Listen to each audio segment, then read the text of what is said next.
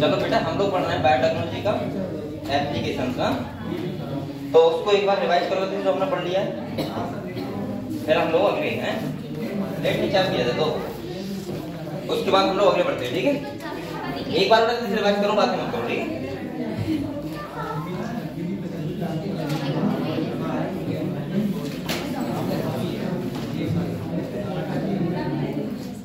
हम लोग पढ़ रहे हैं बायोटेक्नोलॉजी का एप्लीकेशन। ठीक है, हम लोगों ने कहां पे बायोटेक्नोलॉजी का यूज किया है, मैंने आपको प्रिंसिपल बता दिए हैं, प्रोसेस भी बता दिए हैं। हम बायोटेक्नोलॉजी में क्या करते हैं बेटा,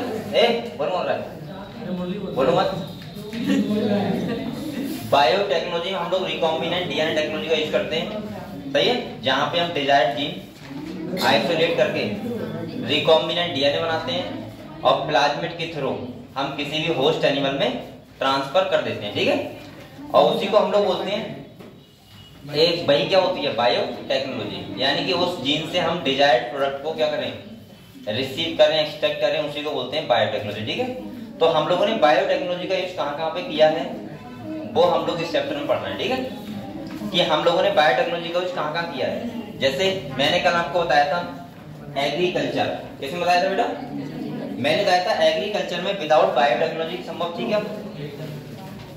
जैसे कि ग्रीन रेवोल्यूशन आया, लेकिन हमारी जैसे जनसंख्या लगातार बढ़ रही थी, क्या उसके अकॉर्डिंग हम लोग उसके हिसाब से यील्ड यानी कि दर फसल की ले पा रहे थे, नहीं, सही है, क्योंकि आपको पता है फर्टिलाइजर आप कितना लगा दोगे, कितना भी लगा दो, लेकिन अगर किसी की दर ही कम होगी तो वो कैसे करके हम लोग उसका फायदा ले पाएंगे, नहीं ले पाएंगे ना।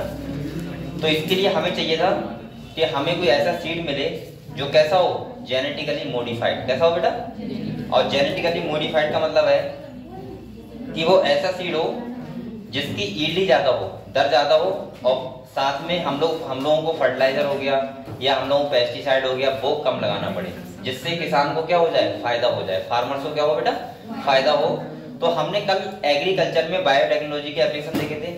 दूसरा मैंने आपको बताया था, अगर देखा जाए तो हम लोगों ने बायोटेक्नोलॉजी का यूज हर जगह किया है, फूड प्रोसेसिंग हो गया, बायो रेमिडिएशन हो गया, मेडिसिन हो गया, ठीक है, जीन थेरेपी हो गया, इसके बाद हम बोल सकते हैं एग्रीकल्चर हो गया, ठीक है, मेडिसिन, यानी कि सारे हर एक क्षेत्र में हमने किसका यूज किया है, बायोटेक्नोलॉजी का।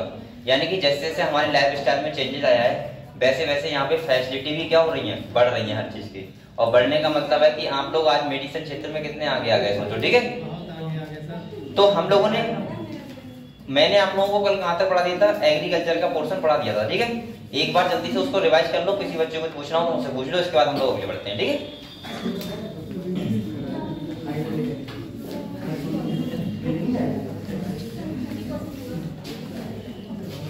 हम लोग बीटी कॉटन के बारे में पढ़ रहे थे ना, बीटी कॉटन ना, ठीक है। तो एक बार जल्दी से बेटा रिवाइज करो, तो पीछे का है, फिर आगे बढ़ते हैं लोग।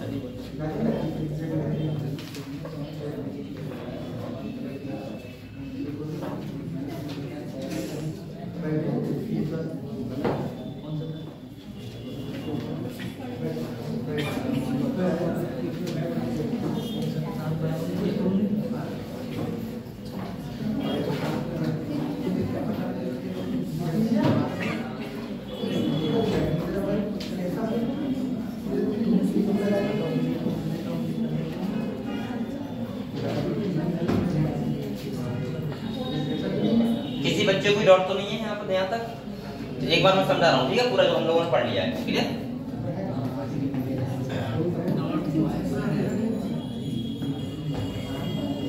न्यू वाली बुक मंगा रहे हैं ना,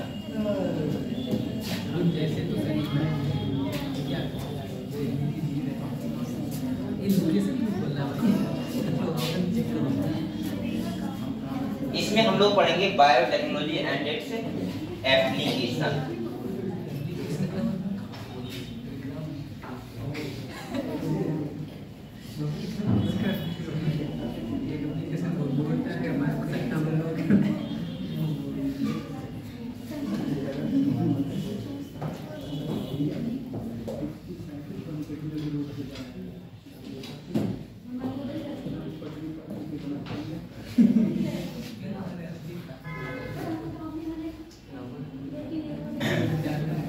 यहाँ पे देखो, मैंने आपको बताया था बायोटेक्नोलॉजी के 3 रिसर्च एरिया थे, और बेटा 2 प्रिंसिपल होते हैं, ध्यान रखना, वो 2 प्रिंसिपल थे, ठीक है, जेनेटिक इंजीनियरिंग और और केमिकल इंजीनियरिंग या बायो प्रोसेसिंग इंजीनियरिंग, ठीक है। और यहाँ पे हम लोग बोल सकते हैं बायोटेक्नोलॉजी की क्या है, रिसर्च एरिया, ठीक है। हम लोगों ने कहाँ पे मेन फोकस किया है, ठीक है।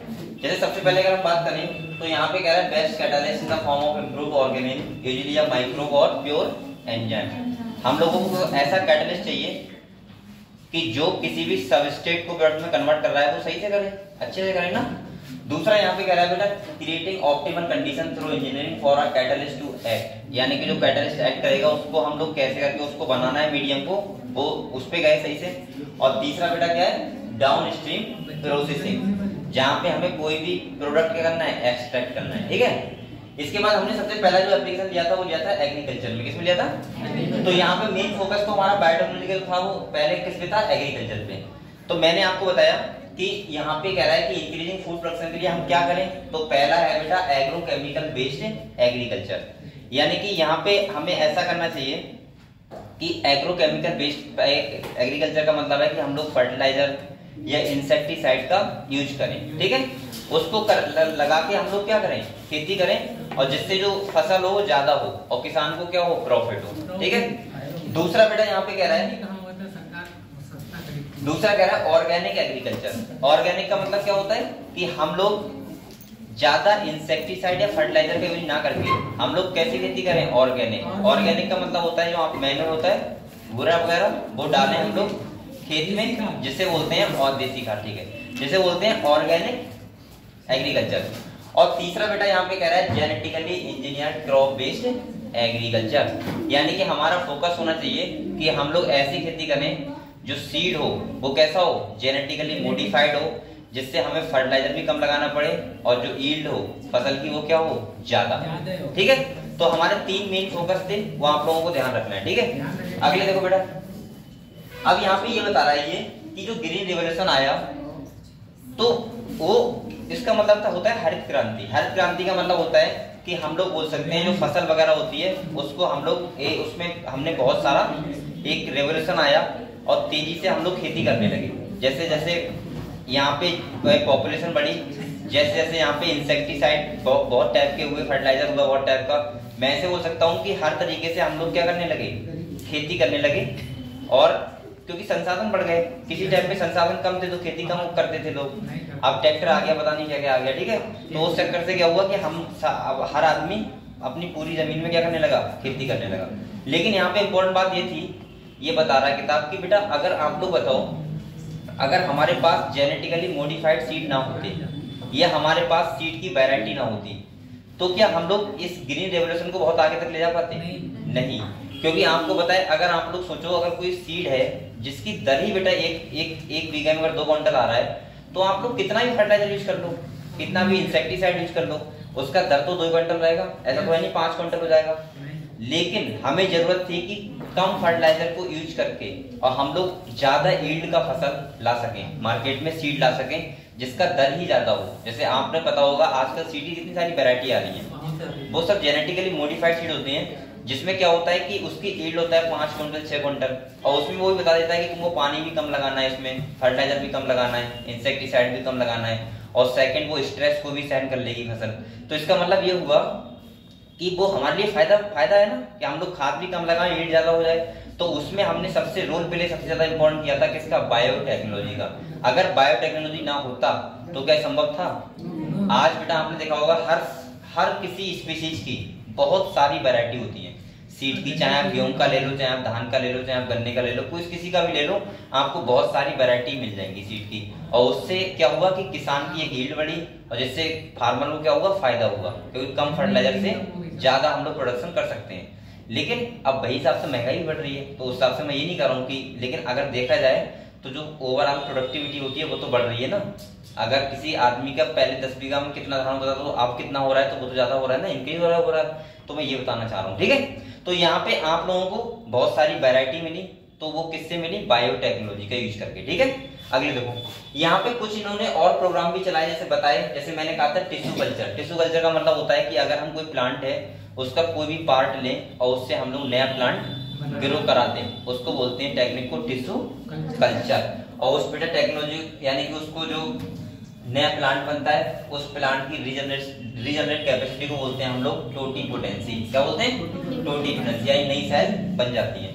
और अगले देखो, अगले तो हमने ये सब पढ़ा था मेरिस्टम का यूज करके, यानी कि कोई अगर वायरस वाला सेल है, वो वायरस वाला प्लांट है, इन्फेक्ट है वो, तो हम उसका मेरिस्टेमेटिक टिश्यू लें और उससे नया क्या करें, नया प्लांट बना दें, तो वो कैसा होगा? डिजीज फ्री होगा। सही है, ये भी हमने देखा था। और तीसरा बेटा देखा था सोमेटिक हाइब्रिड। इसका मतलब ये था कि हम किसी दो सेल का सेल वॉल हटा के और उसका प्रोटोप्लास्ट का करवाएं, हाइब्रिडाइजेशन करवाएं। जैसे टोमेटो और यहाँ करवाया था पोटैटो, को बना क्या था? पोमेटो। लेकिन ये एक तरीके से हम बोल सकते हैं कि बहुत ज्यादा फायदा तो नहीं देगा ना, क्योंकि एक यूनिक होता है।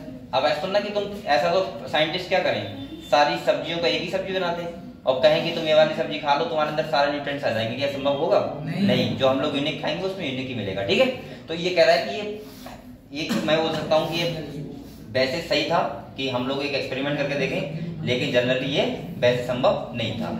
अगले बेटा अगर हम बात करें तो मैंने आप लोगों को बताया था, इसको बोलते हैं सोमैटिक हाइब्रिडाइजेशन। ठीक है, ध्यान रखना है आप लोगों को। अगले कह रहा है कि अगर हमने जेनेटिकली मॉडिफाइड ऑर्गेनिज्म, देखो जेनेटिकली मॉडिफाइड ऑर्गेनिज्म हुआ, चाहे प्लांट हुआ, कुछ भी हुआ, इसका सिंपल से मैंने बीटी कॉटन बताया, वो कैसा प्लांट है बताओ? Genetically modified. मतलब हम किसी के जीन्स के साथ, किसी प्लांट के जीन होगा उसको मैनिपुलेट करें और मैनिपुलेट करके हम लोग कोई ना कोई उसमें डिजायर कैरेक्टर डाल दें या कोई उसको नुकसान पहुंचा रहा है उसको हटवा दें किसी टाइप से, तो वो क्या हो जाता है? जेनेटिकली मॉडिफाइड हो जाता है। समझ गए आप लोग? ठीक है, तो यहाँ पे कह रहा है कि हमने अगर फसल का हमें करना है तो हम लोग क्या क्या सोचेंगे, किस बारे में सोचेंगे कि क्या क्या हमें फायदा हो जाए। तो पहला यहाँ पे जो क्या लिखा है, मेड क्रॉप मोर टॉलरेंट, यानी कि हम लोग ऐसी कोई फसल बनाएं जिसकी टॉलरेट करने की क्षमता बहुत ज्यादा हो। सूखा आ जाए फिर भी सर्वाइव कर जाए, बाढ़ आ जाए थोड़ी बहुत तब भी सर्वाइव कर जाए।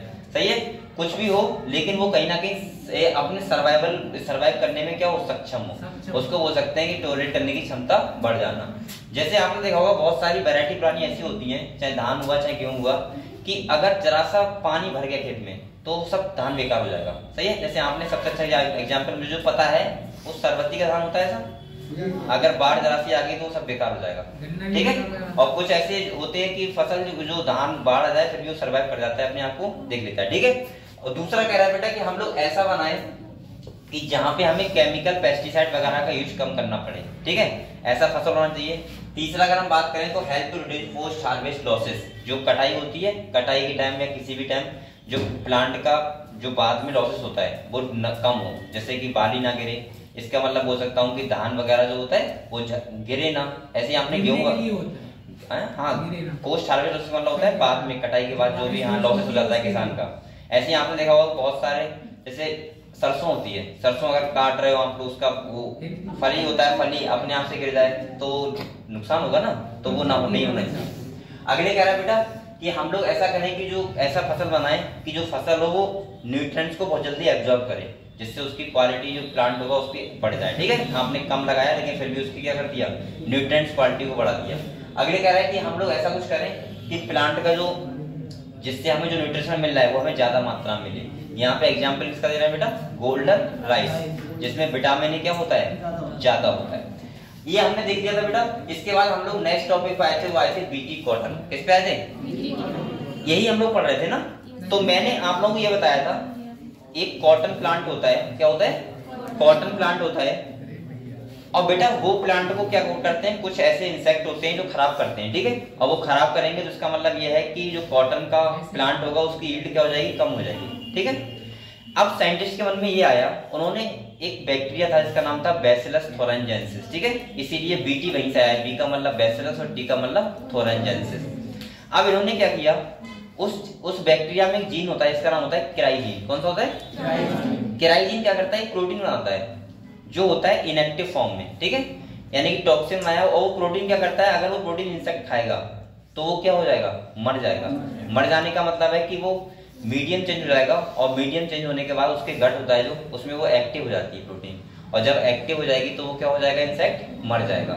इसका मतलब इन्होंने क्या किया, अब हमें क्या करना पड़ेगा बेटा, इधर देखो, इन्होंने क्या किया, सिंपल सा किया कि एक बैक्टीरिया है, मान लिया ये क्या है, बैक्टीरिया है, इसमें से इन्होंने केराइजीन को निकाला, और इन्होंने जो प्लांट होता है, क्या होता है, क्या बना रहा हूं मैं, ये क्या है, प्लांट है। और कैसा होता है गले? आपको लग रहा है ठीक? चलो चलो, हाँ चलो मान लो प्लांट है, अब इन्होंने एक तो पाकड़ का लग रहा है प्लांट, चलो ऐसा देखो प्लांट है, मान लो कोई सही आम का लग रहा है, ऐसा देखो तो हाँ बेटा ये बात मत करो, ये क्या है? केराइजिन है, क्या है?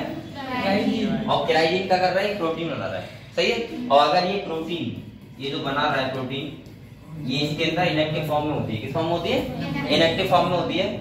और अगर ये प्रोटीन कोई इंसेक्ट खा ले, कौन खा ले? इंसेक्ट खा ले अगर, तो वो इंसेक्ट क्या होगा बेटा? मर जाएगा, क्योंकि उसके अंदर ये इंसेक्ट एक्टिव फॉर्म में हो जाएगी, क्या हो जाएगी? एक्टिवेट हो जाएगी, क्योंकि मीडियम चेंज हो जाएगा, ठीक है। अब यहाँ पे देखो मैं क्या करूँ, इस जीन को निकाल के और किसी बैक्टीरिया को थोड़ा इस प्लांट के अंदर इंजेक्ट करा दूं, किसके अंदर? अब प्लांट को इंसेक्ट को खाने आएगा, वो मर जाएगा, तो इसका मतलब कोई डिजीज होगी नहीं, और इसका मतलब जो कॉटन का प्लांट होगा वो कैसा हो जाएगा? सेफ बच जाएगा। बस साइंटिस्ट ने यही किया था, ठीक है। ऐसे जैसे मान लो जैसे गन्ना है, मान लिया, अब ये प्लांट जो कॉटन क्यों किया? कॉटन का प्लांट को हम खा तो बना रहे हैं कोई, लेकिन बेसिकली मैं अगर मैं बात करूं गन्ने को कर दिया, अब गन्ने चीनी बनती है, अगर वो इंसेक्ट को नुकसान कर रही है तो कहीं ना कहीं तो हमको भी करेगी थोड़े बहुत हल्के हल्के अमाउंट में। तो इसका मतलब ये है इसका मतलब ये है बेटा कि बीटी का मतलब क्या है? जो प्लांट को कॉटन को ऐसा बना दिया, ये वही सा हो गया कि गन्ने की फसल होती है उसको चींटियां खाती है, मान लिया।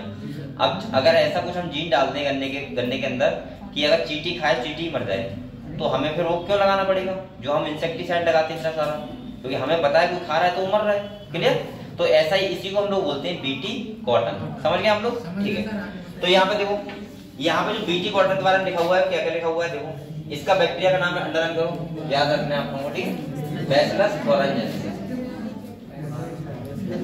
बेटा ये इंसेक्ट कौन से हैं? जैसे टोबैको बर्डवॉर्म हो गया, आर्मी वॉर्म हो गया, बीटल्स, फ्लाई और मॉस्किटो, सही है। और जो लिखा है डाइपिटेरस, ये कोलियोपिटेरस, ये इनके ऑर्डर होते हैं, ठीक है। अगले कह रहे हैं Bacillus thuringiensis form protein crystal during a particular phase of this their growth. उनकी ग्रोथ में क्या होता है? क्रिस्टल फॉर्म में होता है। और कौन सी फॉर्म में होता है? इनएक्टिव फॉर्म में। कौन सा फॉर्म होता है? वो प्रोटीन जो बन रहा होता है वो इनएक्टिव फॉर्म में होता है।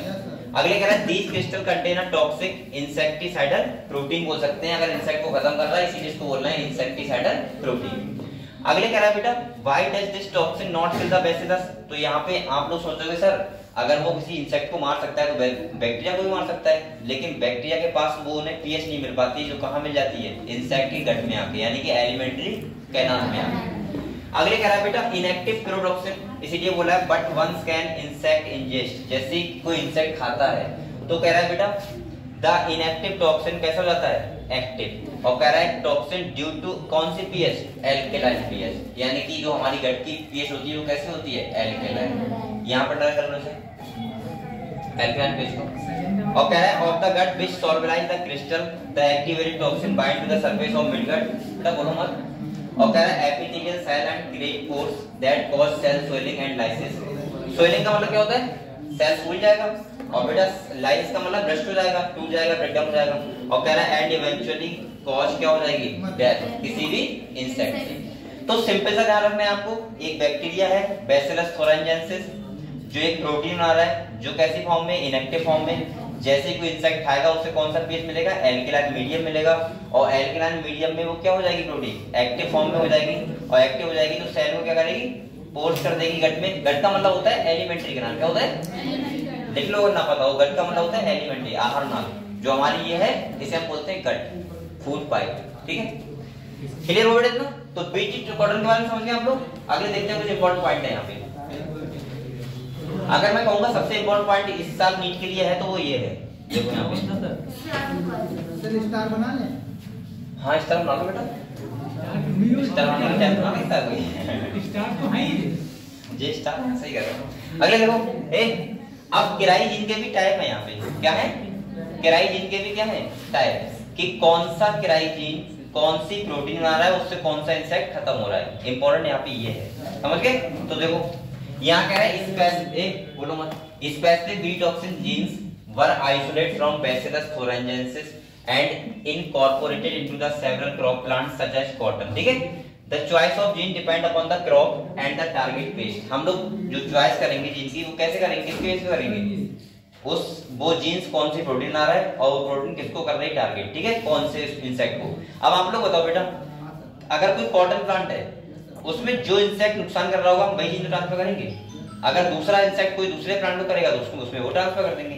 तो यहाँ पे तो क्या कर रहा है, कह रहा है as most B toxin are insect group specific the toxin is coded by a gene. यहाँ पे लिखा है किराई फर्स्ट एसी और नेम इसका क्या बोल सकते हैं, किराई, ये जीन का नाम है। There are number of them, for example the proteins encoded by the genes cry first AC और क्या लिखा है किराई सेकंड एबी। कंट्रोल कर रहा है बेटा किसको, कॉटन बॉलवर्म को, और यहाँ पे कह रहा है किराई फर्स्ट एबी कंट्रोल कर रहा है कॉर्न बोरर को। ये यहाँ पे 3 स्टार पॉइंट है बेटा, ये क्वेश्चन 100% आने का पूरा चांस है। आप लोगों से खाली वो क्या पूछेगा, जीन्स का वैरायटी पूछेगा, कौन सा जीन किसको क्या कर रहा है, टारगेट कर रहा है। तो यहाँ पे आप लोगों को ध्यान रखना है किराई फर्स्ट एसी और किराई सेकंड एबी, जो कंट्रोल कर रहा है किसको, कॉटन बॉलवर्म को, और दूसरा है किराई फर्स्ट एबी जो कंट्रोल किसको कर रहा है, कॉर्न बोरर।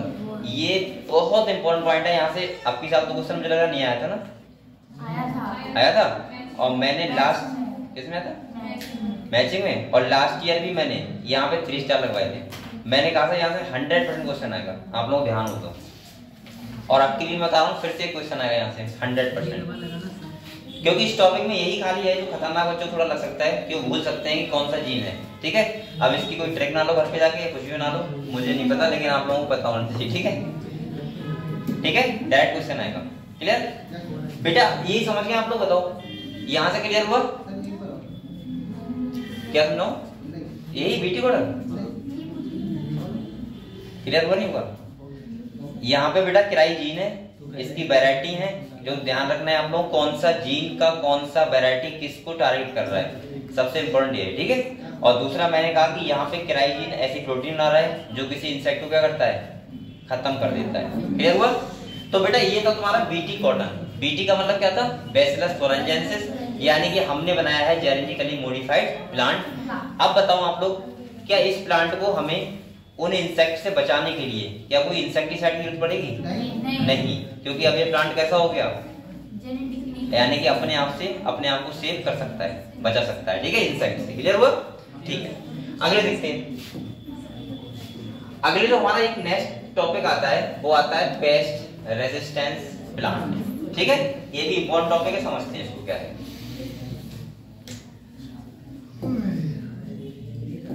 ये बेसिकली बच्चों को थोड़ा सा कंफ्यूजन करता है बहुत ज्यादा। सही है, वो टेक्निक का कर लेते हैं। यहाँ पे टेक्निक कौन सी होती है, RNAi कौन सी होती है, और इसका मतलब होता है RNA इंटरफेरेंस, या आप बोल सकते हैं RNA साइलेंसिंग। ये होता क्या है वो समझते हैं। ठीक है, तो आप लोग एक बार जल्दी से एक पीछे का पढ़ो, फिर मैं ये समझा रहा हूँ। ठीक है, नया टॉपिक सही।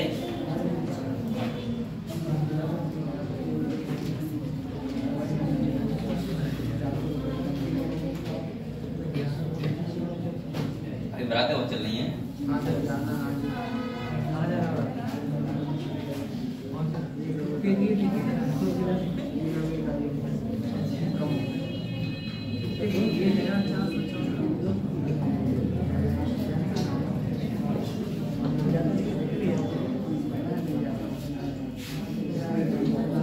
और बेटा बारातों में जाओ लेकिन पढ़ाई अपनी सही से करते रहो। ठीक है, बारातों में जाओ लेकिन वही है, खाना खा के चले आओ, लड्डू मत खाना, वरना दूसरे के बारात में ज्यादा कैसे हो जाओगे, तुम्हारी बारात नहीं हो पाएगी। क्योंकि बेटा पढ़ाई करना सबसे ज्यादा जरूरी है। जाना है आपको, खाना खाना है, उसके बाद चले जाना है। ऐसा नहीं कि पूरा दिन बर्बाद कर लिया। और बहुत लोग यहाँ पे ऐसे होंगे जो इस चक्कर से नहीं आए होंगे, शादी जल्दी होंगी। इस टाइम शादियां इतनी चल रही है ना कि तुम्हें कोई वेंकट फ्री नहीं मिलेगा, और हर दिन दावत हो रही किसी ना किसी, है ना। कल मेरी दावत थी मीनाक्षी घर पे, और ये मिली नहीं घर पे, तो हमारे घर पे नहीं थी, तो हमारे साइड थी। ठीक है, तो क्या हुआ, कल वो क्या होता है बीसलपुर है, वहां पे दावत। आपको इतना दूर था, वो चला तो गया मैं दोस्त की वजह से, मैंने कहा वरना वो मेरी साथ नहीं आता। ऐसी बात नहीं थी, लेकिन वो दोस्त अच्छा था, तो मुझे जाना पड़ा। बेटा ठंड बहुत पड़ने लगी है, बर्फ नहीं गुजर रही है, लेकिन गधे रात के 12 बजे बैठ चल रहा है, तो पता लगेगा। बहुत ठंड पड़ रही थी, लेकिन मैंने कहा किसी तरीके से घर पहुंच जाऊं, बहुत अच्छा हुआ आ गया। चलो आगे देखो बेटा, हम लोग नेक्स्ट टॉपिक पढ़ते हैं, ठीक है? इसके बाद बातें करेंगे बारात की रात में, पहले मतलब तुम लोग रात में पहुंच जाते हो क्या? प्रेमपाल की अगर उसकी शादी होगी तो मैं जरूर जाऊंगा और दो पे तो फोन कर देगा, गाड़ी चलाना है। क्या कह रहा है? ये हल्के बहुत बोलता है। हाँ वाला जंगल है, उसी की शादी करेगा।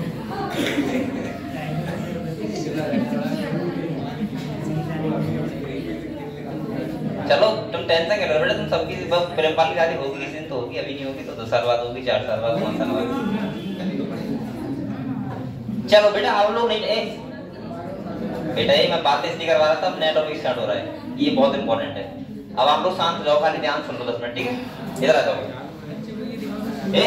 आप बेटा बोलो मत, समझ लो इसे, वरना समझ नहीं आएगा तुम्हारे। ये चल क्या रहा है यहाँ देखो, यहाँ होता क्या है, ये पेस्ट रेजिस्टेंस प्लांट क्या होता है समझो, ये बीटी की तरह नहीं है, ये दूसरी तरीके से है।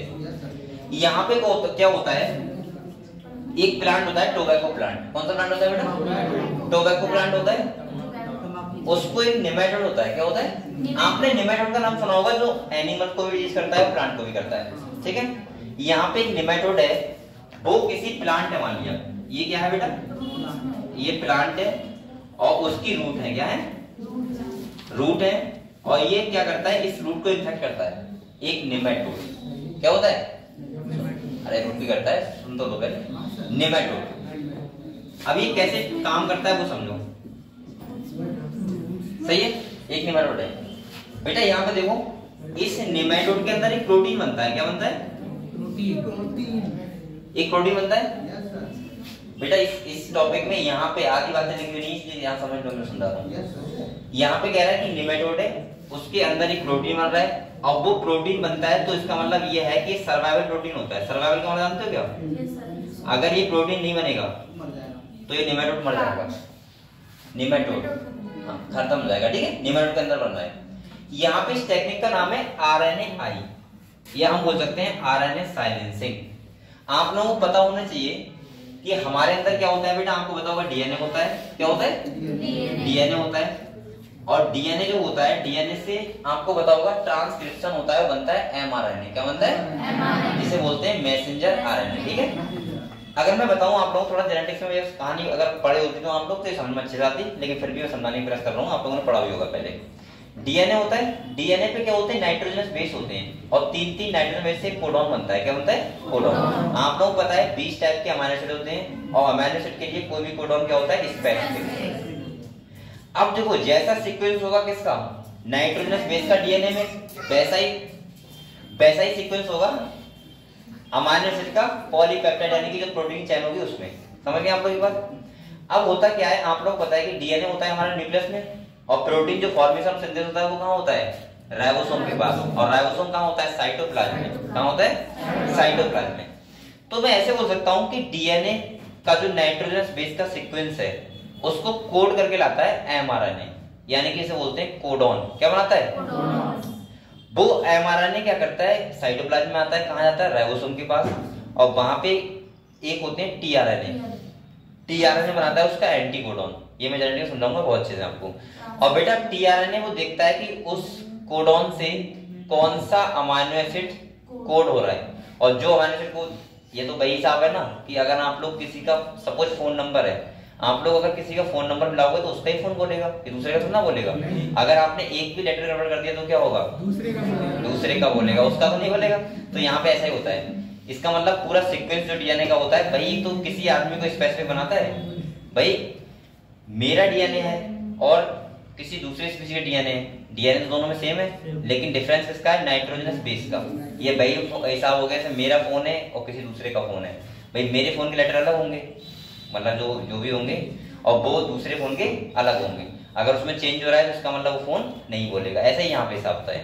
अब होता क्या है कि डीएनए, आप लोग बताओ, इधर देखो यहाँ पे क्या होता है, अगर मैं इस नेमेटोड में, ये देखो अगर नेमेटोड है, इसमें जो प्रोटीन बन रहा है और उस प्रोटीन से ये क्या कर रहा है, सर्वाइव कर रहा है, जिंदा रह रहा है, सही है।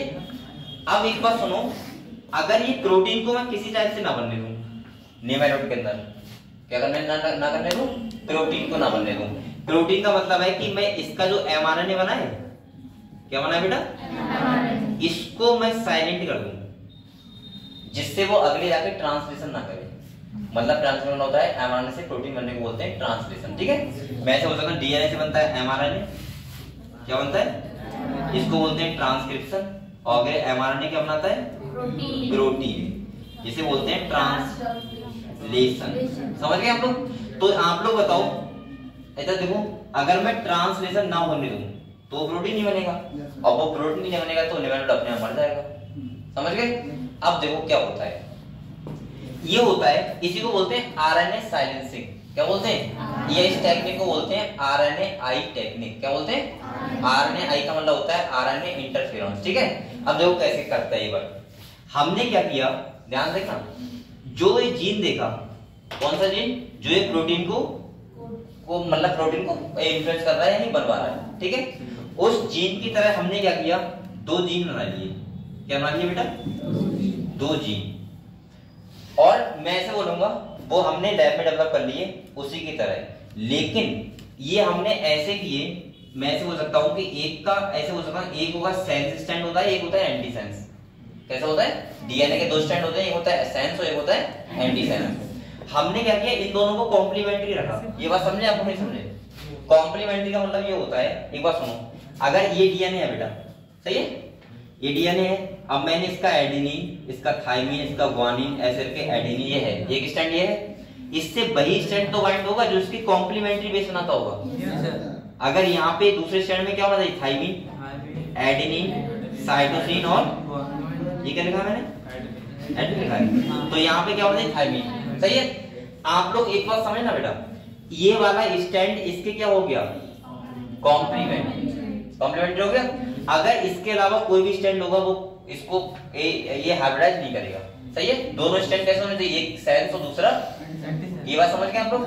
तो मैंने क्या किया, दो ऐसे डीएनए डेवलप करे वो जीन वाले उसी टाइप के, जिसमें एक प्रमोटर रीजन अगर इधर है, प्रमोटर ना समझ रहे हो आप लोग? ट्रांसक्रिप्शन यूनिट का प्रमोटर स्ट्रक्चर जो टर्मिनेटर रीजन होते हैं, ठीक है। और एक का किधर है? इधर टर्मिनेटर है, तो एक का टर्मिनेटर इधर होगा, एक का क्या होगा? प्रमोटर। सही है? मैंने ये दोनों जो जीन है ये मैंने इस प्लांट के अंदर ट्रांसफर कर दिए। किसके अंदर कर दिए? ध्यान समझना। और प्लांट के अंदर अभी जीन जाएगा तो ये ट्रांसक्रिप्ट करेगा। क्या करेगा? ट्रांसक्रिप्ट मतलब डीएनए से एमआरएनए बनेगा। और बेटा आप लोग बताओ, जब वो एमआरएनए बनेगा, ध्यान समझना बेटा, एमआरएनए बना तो उन दोनों को, क्योंकि मैंने ऐसे डीएनए थे कि दोनों के कॉम्प्लीमेंट्री बन जाए एमआरएनए, तो इसका मतलब इसका एक, इस वाले का एमआरएनए, इस वाले का एमआरएनए, क्योंकि डीएनए से एमआरएनए बनता है, वो बेटा स्टैंड एक दूसरे के क्या हो जाएंगे? कॉम्प्लीमेंट्री। क्या हो जाएंगे? और जब कॉम्प्लीमेंट्री हो जाएंगे तो ये क्या कर जाएंगे? बाइंड, आपस में हाइब्रिडाइज हो जाएंगे। और इसी को बोलते हैं डबल स्टैंडर्ड आरएनए। क्या बोलते हैं बेटा? Double standard RNA. और ये डबल स्टैंडर्ड जो आरएनए बनेगा किसके अंदर बन जाएगा? प्लांट के अंदर। सही है?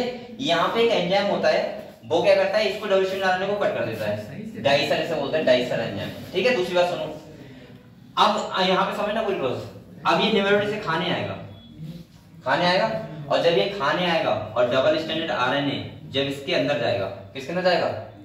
नेमेटोड के अंदर, और ये डबल स्टैंडर्ड आरएनए हाइब्रिडाइज हो जाएगा किससे? उसी वाले जीन से, जो वो जीन जो एमआरएनए को कोड कर रहा है, किसको? प्रोटीन बना रहा है, और उससे हो जाएगा। तो इसका मतलब उसी टेक्निक को बोलते हैं आरएनए आई। और उसके बाद वो जो एमआरएनए होगा वो अगले ट्रांसक्रिप्ट नहीं करेगा, और अगले ट्रांसक्रिप्ट नहीं करेगा तो आप लोग बताओ क्या वो प्रोटीन बनेगी? नहीं बनेगी। और प्रोटीन नहीं बनेगी तो इसका मतलब क्या होगा? वो मर जाएगा। किसी बच्चे को, ये सब बच्चों को इस कहानी से क्या सीख मिली? ये कहानी आपको समझ गए? पहले बताओ, ये फिल्म तो लंबी है लेकिन मैं फिर समझाने की बात कर रहा हूँ, एक बार फिर समझाऊंगा। आप लोग थोड़ा सा पानी पी लो, ठीक?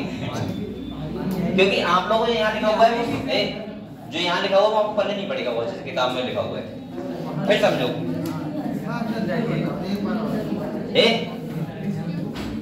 बेटा बोलो मत, वरना फिर जाओगे। देखो फिर समझो। सही है? हम लोग पढ़ना है पेस्ट रेजिस्टेंस प्लांट, ठीक है? उसके बारे में समझा दें एक बार फिर से। ये क्या है? प्लांट है, क्या है बेटा? अरे सर आप पेड़ बना देते। अरे कुछ भी है बेटा, ये देख आपको सही है। अभी मैं कलश ना बनाऊंगा यहाँ पे। अच्छा ऐसे कर, ऐसे करके होता है। अब लग रहा है? हाँ सही है सर। अरे गधो, ये ड्राइंग हमारा ड्राइंग हालांकि मेरी बहुत अच्छी थी, हम लोग बताइएगा। हाँ बताया था तुमको। पता है 90 प्लस मार्क्स आए। 90 प्लस नहीं, 95 प्लस। है 98 मार्क्स आए।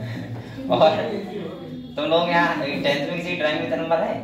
अरे नहीं तभी तो समझ ड्राइंग में तो कितना अच्छा होगा। सर कैसे सीखने देती है आपको? हैं?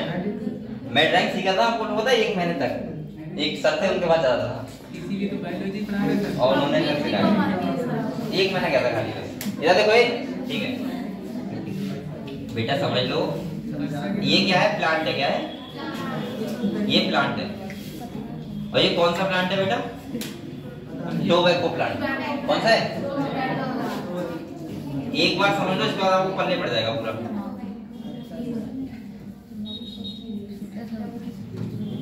ये टोबैको प्लांट है, ठीक है?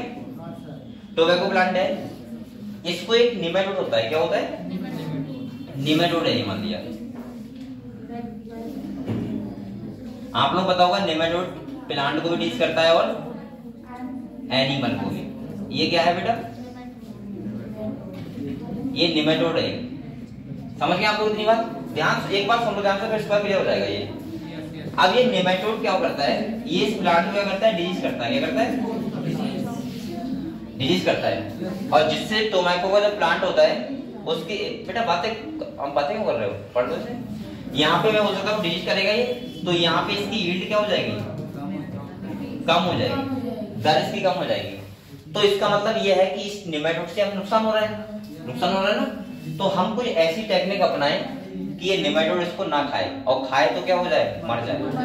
समझ गए आप लोग?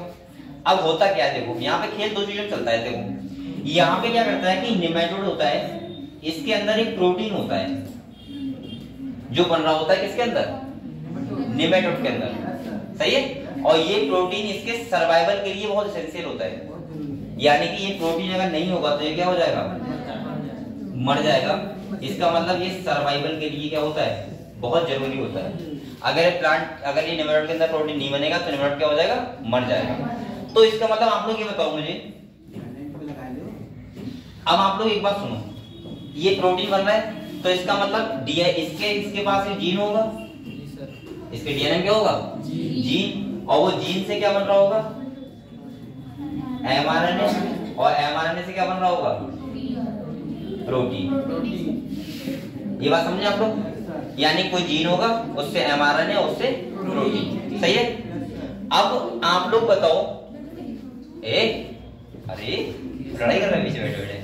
ये देखो, अगर यहाँ पे अब बेटा ये वाला जो प्रोटीन है, मैं कुछ ऐसी टेक्निक करूं कि ये वाला प्रोटीन ना बने। समझ गए? और जब ये प्रोटीन नहीं बनेगा तो ये क्या हो जाएगा? अपने आप मर जाएगा। समझ गए आप लोग? ठीक है। अब आप लोग सोचो, मैं इस वाले जो जीन से एमआरएनए ट्रांसक्रिप्ट हो रहा है, इस एमआरएनए को क्या कर दूं? साइलेंट। क्या कर दूं? और साइलेंट का मतलब है कि ये ट्रांसक्रिप्ट ना हो, और ये ट्रांसक्रिप्ट ना होगा तो ये प्रोटीन नहीं बनेगा, और प्रोटीन नहीं बनेगा तो ये क्या हो जाएगा? मर जाएगा। समझ गए आप लोग? अब क्या किया मैंने? देखो बेटा, इसके जीन की तरह मैंने इसके जीन को स्टडी किया। सही है? और इसकी जीन की तरह मैंने 2 डीएनए बनाए। कितने बनाए? 2। यानी कि 2 जीन डेवलप करवाए डीएनए के अंदर। ठीक है?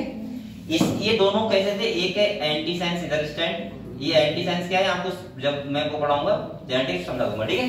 एक होता है एंटीसेंस, एक कौन सा होता है? इसका मैंने ये वाला सेंस रखा और ये क्या रखा? एंटीसेंस। ये मैंने डेवलप करा दिया। और बेटा मैं इन दोनों डीएनए को मैं ट्रांसफर कर दूंगा प्लाज्मिड के थ्रू। कहां? प्लांट के अंदर। ये बात समझे आप लोग? समझ गए। प्लांट के अंदर कर दिए। अब आप लोग बताओ, ये जीन प्लांट के अंदर आके क्या करेगा? ट्रांसक्रिप्ट होगा, और ट्रांसक्रिप्ट होगा तो ये बनाएगा एमआरएनए। क्या बनाएगा? यानी कि ये 2 एमआरएनए बनाएगा।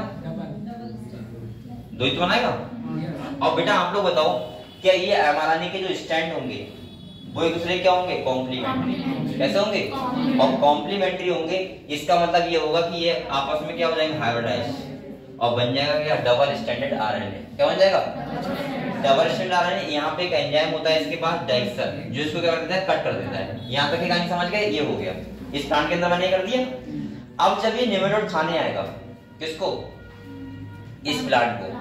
जैसे ही खाएगा तो इसके अंदर ही ट्रांसफर हो जाएगा डबल स्टैंडर्ड आरएनए, और ये ट्रांसफर हो जाएगा। और ये बेटा इसके जो बेस पेयर होंगे वो कॉम्प्लीमेंट्री किसके होंगे, इस वाले जीन के, और इसको ये हाइब्रिडाइज करके इसको क्या कर देंगे, साइलेंट। और इसी को टेक्निक को बोलते हैं आरएनए इंटरफेरेंस, या हम बोल सकते हैं आरएनए साइलेंसिंग। और आरएनए साइलेंसिंग हो जाएगी तो आप लोग बताओ एमआरएनए तो होगा लेकिन वो साइलेंट हो जाएगा, तो वो अगले ट्रांसलेशन नहीं करेगा, यानी कि प्रोटीन वो नहीं बनाएगा। और प्रोटीन नहीं बनाएगा तो एक तरफ के मर जाएगा, समझ गए? इसी को बोलते हैं तड़प के मरना, ठीक है? बेचारा तड़प के मरेगा ना, क्योंकि प्रोटीन जरूरी था ना। तो इसी को टेक्निक को बोलते हैं आरएनएआई, या मैं बोल सकता हूँ पेस्ट रेजिस्टेंस प्लांट। किसी कुछ लिखा तो नहीं इसमें? क्या लिखोगे? लिखोगे डबल आरएनए प्रोटीन।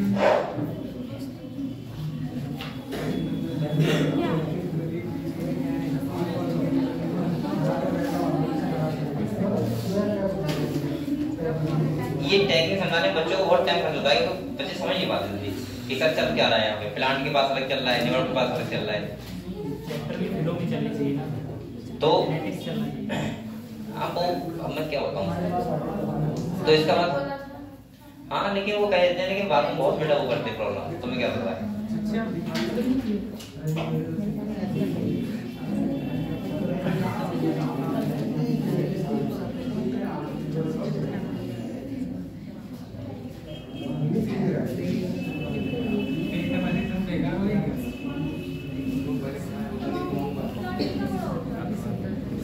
अभी जो मैं बोला मैंने सुना कि वो से बनाया है, तो एक नॉर्मल मैंने बता दिया है खाली। टोबैको प्लांट देखना है आप लोगों को? देखना है? हमें दिखाना लोग टोबैको प्लांट।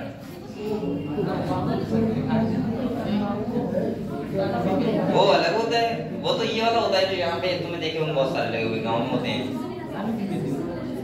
नहीं, ये अलग होता है और वो अलग होता है। वो पता है वो वाला होता है जो ऐसे करते हैं, इसको पता होगा सल्फा। ये कह रही वो वाला प्लांट बताइए, टोबैको वो नहीं होता है, तंबाकू होता है सर। वो बोल कर रहे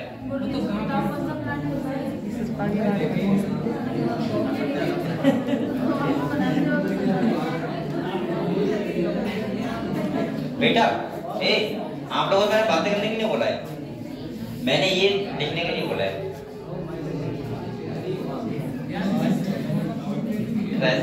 ऐसे शादी में लेना था, दूल्हे के लिए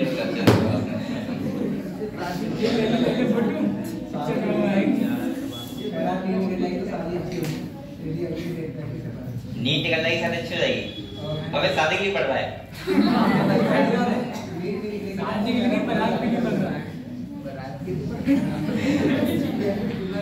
बच्चों को शादी कितना लगता है? शादी तो बर्बादी है सर। बर्बादी नहीं है तो खाना लेके ठीक है, बर्बादी इधर देखो, अभी नहीं हो रही तुम्हारी बेटा, रंग रह रहा है, देखो पहले पढ़ाई तो कर लो,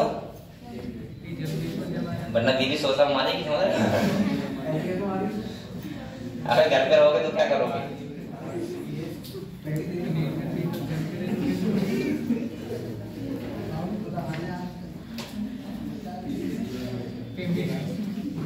कौन सी मशीन चलवाते हैं सर? मिक्सी मशीन चलाते हैं।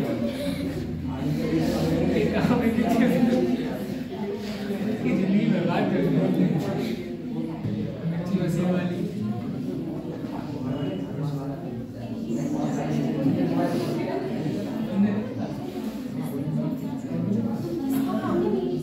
ये टेक्निक समझ गए आप लोग? सर फोटो दिखाइए, प्लांट फोटो देखो। हाँ सर।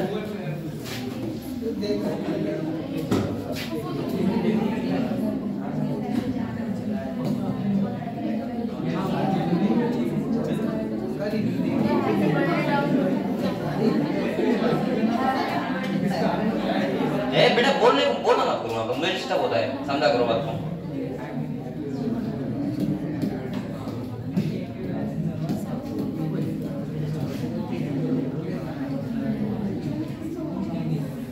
ये होता है देखो,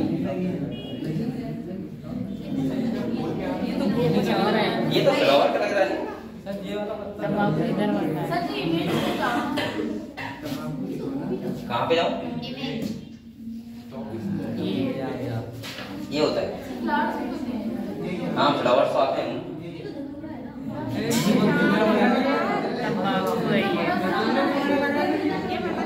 इसे बहुत नॉलेज है प्लांटों की। कभी कहीं से सुनपा का प्लांट होता है ए फिलहाल देखा मैंने भी नहीं है, लेकिन ऐसे ही देखा है, तुम देख रहे हो गूगल पे, ऐसा नहीं जाके स्टडी की है मैंने। ये बड़ा वाला जो पत्ता होता है ये इधर वाला ए सही है, सही है।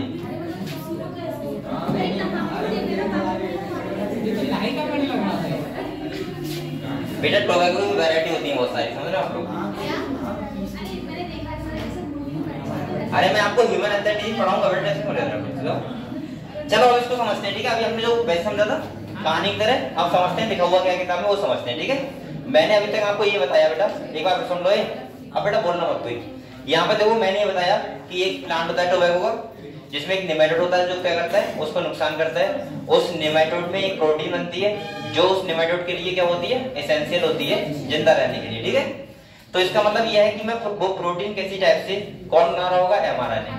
उस एमआरएनए को क्या कर दूं, साइलेंट, वो अगले ट्रांसलेशन ही ना करे।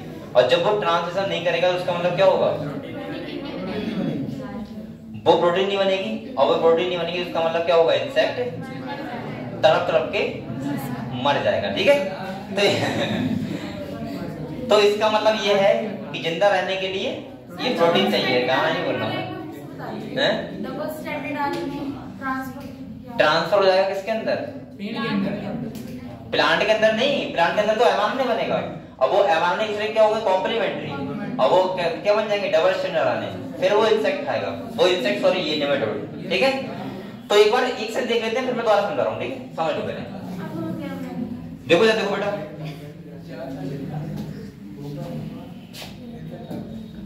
यहाँ पे देखो कह रहा है सेवरल नेमेटोड्स पैरासाइट, ठीक है? पैरासाइट का मतलब क्या होता है, हाँ जो डीज करते हैं। अब wide variety of plant and animals including human beings, हमारे अंदर भी बहुत सारे नेमेटोड होते हैं जो क्या करते हैं, डिजीज कॉज करते हैं। अगले कह रहा है बेटा अ नेमेटोड, यहाँ पे नाम है मिलेडोगाइनी इनकॉग्निटिया, और इसको बेटा ध्यान कर लो, इस नेमेटोड का नाम ये पूछ सकता है, वो ठीक कौन सा नेमेटोड क्या करता है, डिजीज करता है। मिलेडोगाइनी इनकॉग्निटिया, ठीक है? कह रहा है infect the root of tobacco plant, ये क्या कर रहा है, टोबैको प्लांट की रूट को इन्फेक्ट कर रहा है, कोई डिजीज कर रहा है। कह रहा है and cause a great reduction in yield, और उसमें क्या हो रहा है, बहुत ज्यादा यील्ड में कमी आ रही है, दर में कमी आ रही है। दर का मतलब जानते क्या होता है, जो पैदावारी में कमी आ रही है। कह रहा है a novel strategy was adopted to prevent this infestation which was based on the process of RNA interference, यानी कि RNAi। यहाँ पे जो टेक्नोलॉजी दिमाग में आई वो क्या आई, RNAi, किसी टाइप से वो RNA को साइलेंस करेंगे। तो देखो क्या करना है, यहाँ पे देखो कह रहा है RNAi take place in all eukaryotic organisms as a method of cellular defence. ये जो यूकैरियोटिक एनिमल होते हैं इनमें आरएनए क्या करता है, सेलुलर डिफेंस यानी कि अपनी रक्षा करने के लिए होती है, किसमें, यूकैरियोटिक में। कह रहा है RNA take place in all eukaryotic organism method of cellular defence, this method involve silencing of a specific mRNA due to a, अब ध्यान देखना, complementary double stranded RNA molecule that bind to and prevent translation of the mRNA. यहाँ क्या कह रहा है, देखो यहाँ ये कह रहा है कि हमने डबल स्ट्रैंडेड आरएनए से हाइब्रिडाइज करा के किसको, उस एमआरएनए को जो प्रोटीन बना रहा है, और उसको हमने क्या कर दिया, साइलेंट, और अगले वो ट्रांसलेशन नहीं करेगा किसके अंदर, नेमेटोड के अंदर। तो इसका मतलब वो क्या नहीं करेगा, डिजीज नहीं करेगा, और इस टेक्निक को बोलते हैं साइलेंसिंग यानी कि आरएनए इंटरफेरेंस। फिर मैं बता रहा हूँ, ये इतना जो किताब में लिखा हुआ है यहाँ से आपको समझ में अच्छे से नहीं आएगा। मैं बार बार कह रहा हूँ क्या हुआ था, हमने डबल स्ट्रैंडेड आरएनए किसके अंदर बनवाया, प्लांट के अंदर, सही है? जो कॉम्प्लीमेंट्री किसके था, उस नेमेटोड के जीन के जो एमआरएनए बना रहा है, और जो नेमेटोड है उसके अंदर वो प्रोटीन बनना बंद हो जाए खाली बस। तो हमें क्या करना पड़ेगा, एमआरएनए को साइलेंट। अगर आप लोग अभी भी कंफ्यूज हो रहे हैं sir DNA, gene, mRNA, protein क्या है, तो ये मैं बार बार बोल रहा हूँ कि डीएनए से हमेशा क्या बनता है, एमआरएनए, और एमआरएनए डिसाइड करता है कि क्या बनाना है, प्रोटीन। तो वही हिसाब हो गया, आप लोग एमआरएनए को साइलेंट कर दो, प्रोटीन बनेगा ही नहीं, और जब प्रोटीन बनेगा नहीं तो वो निमेटोड क्या हो जाएगा, मर जाएगा। सही है। अब देखो यहाँ पे क्या कह रहा है, पूरा पढ़ लो एक बार फिर सुना दूंगा, ठीक है। यहाँ पे कह रहा है बेटा, कह रहा है all the source of this complementary RNA could be from an infection by virus having RNA genome और मोबाइल जेनेटिक एलिमेंट्स, जिसे बोलते हैं ट्रांसपोसॉन्स। कह रहा है इसके बाद कह रहा है that replicate by an RNA intermediate. पहले यहाँ पे टेक्निक नीचे लिखी वो पढ़ लो, ठीक है। इसका बताते हैं यहाँ पे, कह रहा है यूजिंग एग्रोबैक्टीरियम वेक्टर। हमने यूज कौन सा वेक्टर किया है, इसको रिटर्न करो, यहाँ से पूछ सकता है वो, सही है। कह रहा है निमेटोड स्पेसिफिक जीन, किसकी तरह, निमेटोड स्पेसिफिक जीन का मतलब है निमेटोड के अंदर जो जीन है वो जो प्रोटीन बना रहा है वो वाला। कह रहा है वर इंट्रोड्यूस, देखो इनटू द होस्ट प्लांट, हमने उसको इंट्रोड्यूस किसके अंदर कराया, होस्ट प्लांट के अंदर। होस्ट प्लांट का मतलब जो प्लांट को डिजीज कर रहा है, टोबैको प्लांट, ठीक है। अगले देखो कह रहा था introduction of DNA by such that it produce both sense and antisense RNA. इसका मतलब होता है दोनों स्टैंड कौन से होंगे, कॉम्प्लीमेंट्री। एक होता है सेंस स्टैंड और दूसरा कौन सा होता है, अगर सेंस और एंटीसेंस हैं तो वो एक दूसरे क्या होंगे, कॉम्प्लीमेंट्री होंगे, और वो अपने आप को हाइब्रिडाइज कर देंगे, और जब हाइब्रिडाइज हो जाएंगे तो वो अगले क्या हो जाएगा, यानी कि ट्रांसलेशन नहीं होगा, ठीक है। अगले देखो कह रहा है बेटा RNA in the host cell. अब ये होस्ट सेल की बात कर रहा है, होस्ट सेल का मतलब है प्लांट में, किसमें, प्लांट में। यहाँ लिखते रहो चीजें प्लांट वगैरह, तुम भूल जाओगे नहीं तो। कह रहा है these two RNA being complementary to each other, है दोनों कैसे होंगे, एक दूसरे के कॉम्प्लीमेंट्री होंगे। और कह रहा है बेटा to each other form a double stranded RNA that initiate RNAi and thus silence the specific mRNA of the nematode। और यही जो डबल स्ट्रैंडेड आरएनए साइलेंस कर देंगे किसको, एम नेमेटोड के एमआरएनए को। और कह रहा है the consequence by that the parasite could not survive in a transgenic host expressing specific interfering RNA। और कह रहा है that transgenic plant therefore God itself protect from the parasite। तो ये अपने आप क्या कर लेगा, बचा लेगा। फिर सुनो एक बार, अगर आप समझ नहीं आई तो आप लोग फिर आज नींद में हो, कल को समझना। दो बार सुनने लगा हूँ, तीसरा सुनता हूँ, ठीक है, क्योंकि आपके दिमाग में फंस जाएगी बार, ठीक है। क्योंकि ये अगर आप थ्योरी पढ़ोगे तो आपको समझ में तो नहीं आएगा इसमें, क्योंकि इतना ज्यादा क्लियरली लिखा हुआ नहीं है, चीजों को समझाया नहीं गया है। फिर सुनो देखो, यहाँ पे हुआ ये था बेटा, आप लोग पता है अच्छे सुना करो पहले बातें। आप लोग बीच में बोलते हो तो ये डिस्टर्ब मुझे नहीं होता, डिस्टर्ब सबको करते हो तुम लोग। जितने अच्छे सुनने वाले बनोगे, समझ रहे हो, उतने अच्छे बोलने वाले बनोगे। पहले दूसरे की बात को सुना करो। आप लोग सुनते तो वो नहीं, उसके बाद सोचते हो कि यहाँ पे क्या चल रहा है। आप लोग कोई भी जब भी कोई टीचर टॉपिक पढ़ाया करे तो उसको इतने अच्छे से सुनना चाहिए कि एकदम हमारे दिमाग में अंदर तक जाए, ठीक है। आप लोग बातें करते हो बीच में तो अपने आप को डिस्टर्ब करते हो आप लोग। देखो यहाँ पे क्या हो रहा है, सिंपल सा सुनो। मैंने कहा ये टोबैको प्लांट है, सही है। ये टोबैको प्लांट जो है इसको एक निमेटोड है जो क्या कर रहा है, डिजीज कर रहा है, ठीक है। कोई निमेटोड है बीमारी करते हैं, हमारे निमेटोड ह्यूमन भी करते हैं, हम लोग भी करते हैं, ठीक है। वो सॉरी ह्यूमन में भी प्लांट में भी इसमें डिजीज कर रहा है। मैंने बोला इसके अंदर एक जीन है बेटा, क्या है, जीन है। आपको पता है डीएनए क्या होते हैं, जीन ही होते हैं। डीएनए क्या होते हैं, जीन्स होते हैं। और वो जीन्स आप लोग पता है हमारे अंदर जीन्स हो गए, किसी भी एनिमल्स के अंदर जीन्स हो गए। वो जीन्स क्या करते हैं, किसी भी प्रोटीन को या किसी भी फंक्शन को इन्फ्लुएंस करते हैं हमारी बॉडी में। जैसे हमारे अंदर जीन्स होंगे वैसे ही हमारी बॉडी क्या करेगी, फंक्शन करेगी, और वैसे ही हमारे अंदर प्रोटीन बनेंगे। अगर आपको ये बात अभी भी समझ नहीं आ रही तो आप लोग सिंपल सा है जेनेटिक्स पढ़ेंगे तो आपको कई बातें आराम से लगेंगी, ठीक है, नॉर्मल से लगेंगी। होता क्या है बेटा, जीन होता है डीएनए के पास। जीन क्या होते हैं, डीएनए का सेगमेंट, सही है। और डीएनए से जब प्रोटीन बनती है तो डायरेक्ट डीएनए से प्रोटीन नहीं बनती है। डीएनए से पहले बनता है एमआरएनए। क्या बनता है, और एमआरएनए क्या करता है, ट्रांसलेशन करवाता है, वो बनाता है क्या है, प्रोटीन। क्या बनाता है, प्रोटीन। बेटा एक बात आप लोग बताओ, और जीन क्या होता है, मैं सिंपल से लिख दे रहा हूं, सेगमेंट ऑफ डीएनए, यानी कि सेगमेंट ऑफ डीएनए का सेगमेंट को क्या बोलते हैं, जीन, जो एक प्रॉपर फंक्शन कर रहा हो, यानी कि प्रॉपर एक प्रोटीन बना रहा हो, ठीक है। अच्छा एक बात सोचो, अब मैंने आपको बार बार बताया है कि अगर मान लिया कोई, जैसे कि कोई मैं बताता हूँ एलिफेंट है, तो उसको अपने फादर और मम्मी से क्या मिला है भाई, वो जीन तो मिले हैं, वो डीएनए तो मिला है। तो उसका स्ट्रक्चर कैसा बनता है, एक हाथी की तरह बनता है। उसका स्ट्रक्चर ऐसा तो है नहीं कि एक कुत्ते की तरह बन जाएगा, नहीं ना। उसमें वो प्रोटीन बनेंगे जो एक हाथी के अंदर होते हैं। भाई उसकी सूंड हो गई, ठीक है, उसका बॉडी स्ट्रक्चर वैसे हो जाएगा। अगर ह्यूमंस का डीएनए ह्यूमंस के फादर मदर से मिला है, उसका मतलब वो उसे जीन्स मिले हैं वो जो वो प्रोटीन बनाएंगे जिससे जैसे स्ट्रक्चर किसका बने, ह्यूमंस की तरह बने। समझ गए आप लोग? डिसाइड कौन कर रहा है? डीएनए। और डीएनए पे क्या होते हैं? जीन्स। और जीन्स कैसे प्रोटीन बनाते हैं? तो वही बता रहा हूँ, जीन से बनते हैं एमआरएनए, एमआरएनए से बनता है प्रोटीन। हमें करना क्या है? सिंपल सा, अब ये प्रोटीन इसके लिए बहुत जरूरी है। किसके लिए? नेमाटोड के लिए। ये ऐसा प्रोटीन है कि अगर ये नहीं बनेगा तो ये क्या हो जाएगा? मर जाएगा। हम क्या करें, इसके इस वाले एमआरएनए को जो ये प्रोटीन बना रहा है उसको साइलेंट कर दें। साइलेंट का मतलब है कि ये प्रोटीन ना बना पाए। सही है? इसी को बोलते हैं आरएनएआई या बोलते हैं जीन साइलेंसिंग। क्या बोलते हैं? ओ सॉरी, आरएनए साइलेंसिंग। हमने क्या किया, यहाँ पे टेक्निक होती है, अगर आप लोगों को देखो ऐसा होता है डीएनए हमारे लिए, तो बेटा ये हाइब्रिडाइज तभी करेंगे जब इनके एक स्टैंड एक दूसरे कॉम्प्लीमेंट्री हो। कैसा हो? अगर इस पे नाइट्रोजन बेस ATGCGC है तो इसका जो पोलैरिटी होनी चाहिए वो कैसे होनी चाहिए? TACGCG। अब एक दूसरे के कैसे हो गए? कॉम्प्लीमेंट्री नहीं हो गए। एक स्टैंड को बोल देंगे सेंस, एक को बोल देंगे एंटी सेंस। अब आप लोग बताओ, ये तो डीएनए की बात कर रहा हूँ ना अभी मैं, तो ये एक दूसरे क्या है? कॉम्प्लीमेंट्री नहीं है। ठीक है, मैंने क्या किया, 2 डीएनए को डेवलप कराया उसी जीन्स के स्पेसिफिक। सही है? और उन दोनों जीन्स को मैंने ट्रांसफर कर दिया प्लांट के अंदर। कर दिया। अब प्लांट के अंदर भी वही टेक्निक हो रही होगी जो वहां हो रही है, हर किसी के अंदर होती है कि जीन से एमआरएनए बनता है, एमआरएनए से क्या बनता है? प्रोटीन बनता है।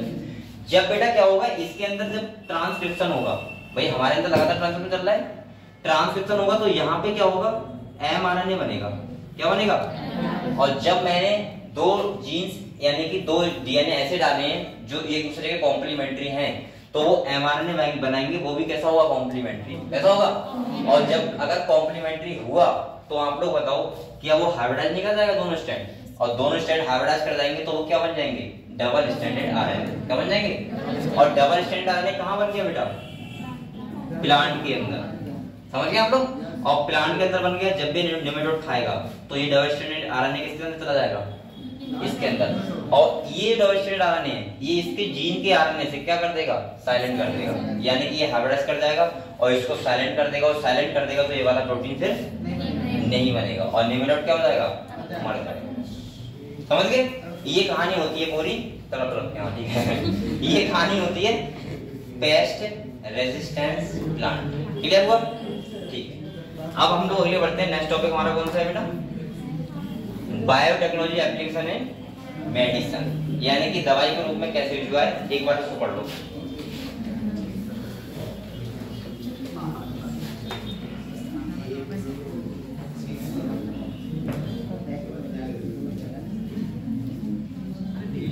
दबा के रखता है अपने आप।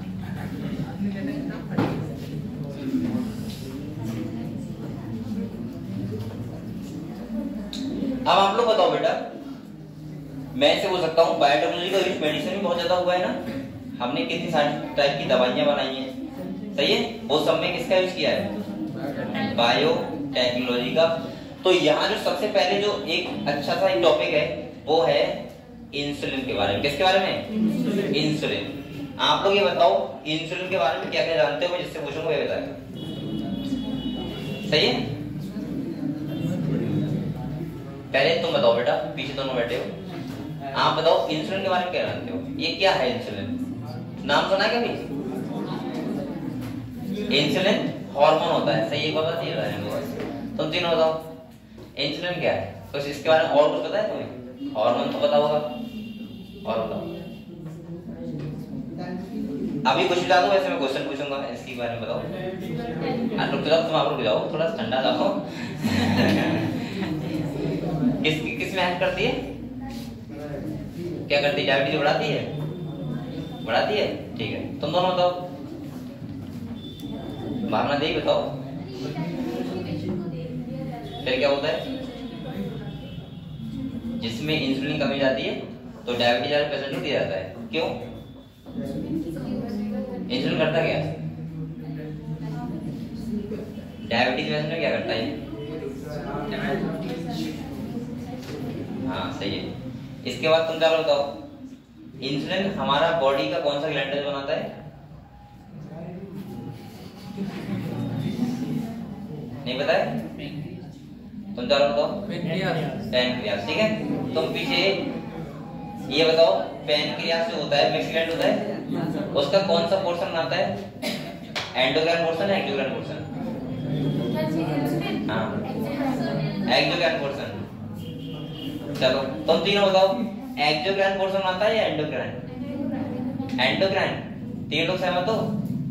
100%? अरे अल्लाह कसम से ऐसे बोलो। मतलब ऐसा होता है, एक तो होता है झूठ झूठ बोल रहे हैं, एक होता है सही बोल रहे हैं। पीछे तुम जा रहे हो बेटा, इधर देखो, मैं कह रहा हूँ इंसुलिन जो होता है वो पैनक्रियास का एंडोक्राइन पोर्शन बनाता है या एक्सोक्राइन? बताओ बेटा। एंडोक्राइन सिस्टम सही है, एक्सोक्राइन नहीं बनाता है। तो बैठ जाओ, मैं बता रहा हूँ। एक्सोक्राइन एंजाइम बनाता है और एंडोक्राइन हार्मोन बनाता है। अब तुम्हें सब लोग मिलके बताओ, ये बताओ सब लोग मिलके, इधर के मत बोलना, तुम लोगों को एक दिन अंताक्षरी करा देंगे, ठीक है? अंताक्षरी क्या होती है? आधे लोग लड़के एक तरफ लड़की एक तरफ, ठीक है? जिस दिन कोई फंक्शन देखेंगे, अच्छा ठीक है, वीडियो बंद करवा के, ठीक है? बेटा आप लोग बताओ, सब लोग ये बताओ, बच्चे अपने इमोशनल बात निकालेंगे। तुम सब लोग बताओ, ये बताओ एंडोक्राइन पोर्शन होता है तो वहां पे दो हार्मोन बनते हैं, दूसरे का नाम क्या है? सब लोग बताना। एक तो इंसुलिन बनता है, दूसरे का नाम क्या है? और भी मत बोलना बेटा, वरना खड़ा कर दूंगा, तो पूरे का नहीं पता लगा दो। बताओ। अजीब है, बता नाम तो याद कर रहा है, वरना कि वो मैक्सिमम नाम है उसका। हार्मोन ही है दूसरा नाम, कौन सा है बताओ? नहीं पता है? किसी को नहीं पता है क्या? मैं पूछ रहा हूं, फिर से सुनो। ये जो पैनक्रियास होता है उसका एंडोक्राइन पोर्शन होता है, वो दो हार्मोन बनाता है, एक तो बनाता है इंसुलिन, दूसरा कौन सा बनाता है?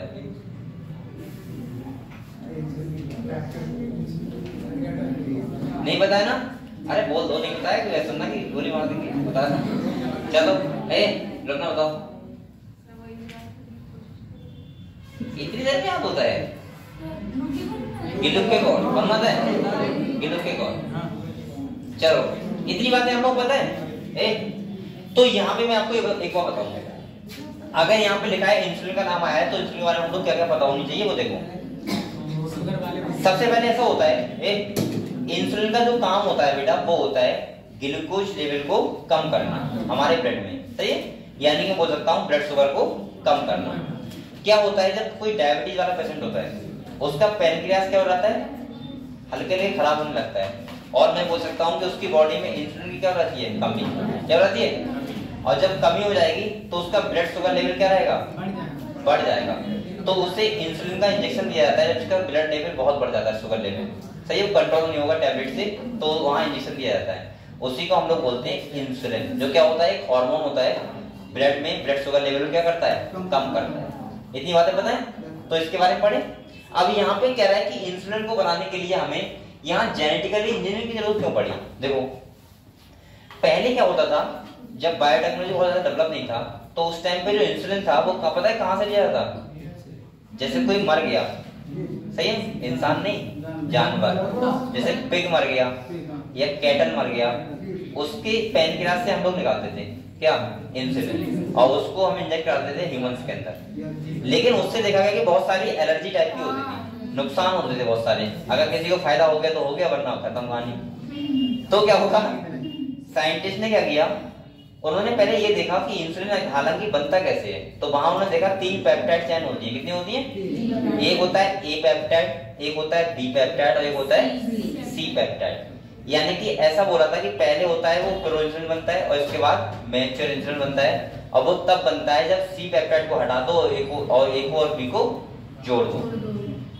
अब साइंटिस्ट ने क्या किया, उस जीन्स को जो वो ये ए पेप्टाइड और बी पेप्टाइड बना रहे हैं, ठीक है, उसकी तरह उन्होंने लैब में जीन बनाया। क्या बनाया? लैब में जीन बनाया, और उस जीन को ट्रांसफर किया बैक्टीरिया के अंदर, और उन्होंने जो पेप्टाइड चेन होती है जिससे इंसुलिन बनता है, उस पेप्टाइड चेन को अलग अलग बैक्टीरिया के अंदर बनवा लिया आर्टिफिशियल तरीके से, और उसको ज्वाइन करके बना लिया इंसुलिन। तो इसमें क्या यूज किया हमने? Bio technology.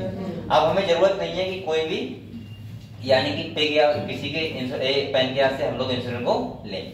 क्लियर हुआ भाई? सबसे पहले एक कंपनी थी अमेरिका की, इसका नाम क्या है? इली लिली। सही है, एली लिली। तो उसने सबसे पहले ये बनाया था, तो पढ़े इसे, ठीक है। यहाँ पहले क्या, पहले समझ लो आप लोग, समझो क्या लिखा है। देखो बेटा, यहाँ कह रहा है द रिकॉम्बिनेंट डीएनए टेक्नोलॉजी,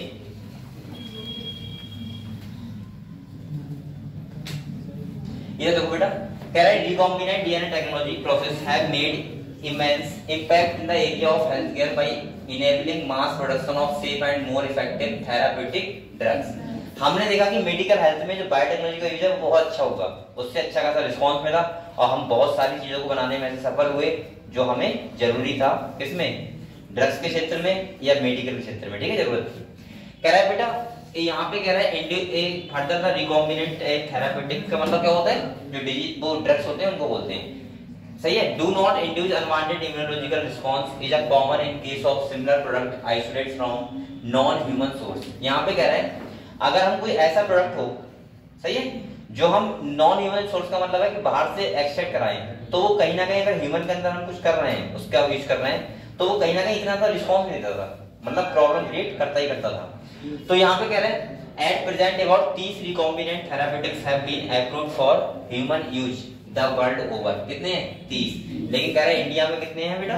जो मार्केट में वो कितने हैं? 12। दोनों को स्टार बना दो, इंपॉर्टेंट है यहाँ पे, आप लोग पता होना चाहिए कितने होते हैं, ठीक है। तो सबसे पहले यहाँ पे आया है जेनेटिकली इंजीनियर्ड इंसुलिन, यानी कि इंसुलिन का कैसा क्या है वो समझते हैं, ठीक है। अब देखो क्या हुआ, यहाँ पे देखो बेटा, यहाँ पे डायग्राम बना हुआ होगा, ये है, ये एक इंसुलिन का इन्होंने दिखाया है, ये लिखा है maturation of proinsulin into the insulin. होता क्या है बेसिकली, अच्छा इंसुलिन जो है वो कौन सा हार्मोन है आपको पता है? Protein hormone. कैसा है? प्रोटीन हार्मोन है। तो आपको पता है यहाँ पे पॉलीपेप्टाइड बन रहा होगा, यानी कि चैन बन रही होगी ना अमीनो एसिड की। तो यहाँ पे इन्होंने ये देखा कि यहाँ पे तीन, यहाँ पे देखो एक होता है ए पेप्टाइड, कौन सा होता है? ये वाला ए पेप्टाइड है, कौन सा है बेटा? और ये कौन सा है?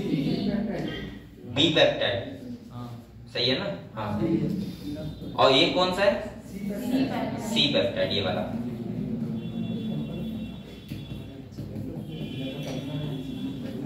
ये सी पेप्टाइड हो गया, ठीक है।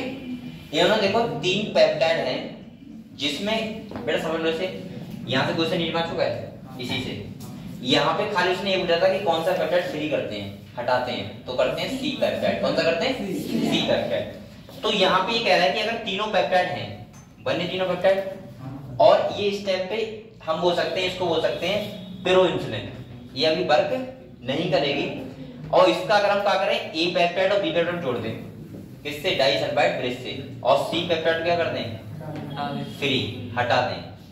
अब ये बन गई मैच्योर इंसुलिन जो वर्क करेगी हमारे पेट में जाके, यानी कि हार्मोन बन गया, और ये क्या करेगा? शुगर लेवल को कम करेगा।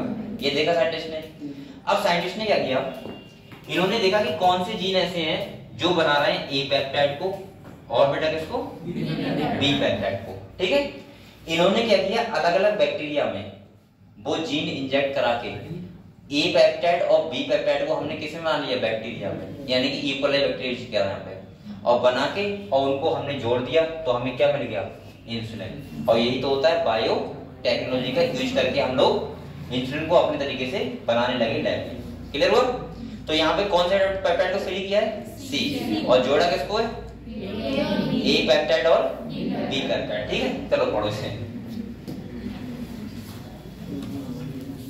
देखो पढ़े। तो यहाँ पे देखो कह रहा है management of adult onset diabetes is possible by taking insulin at regular time interval।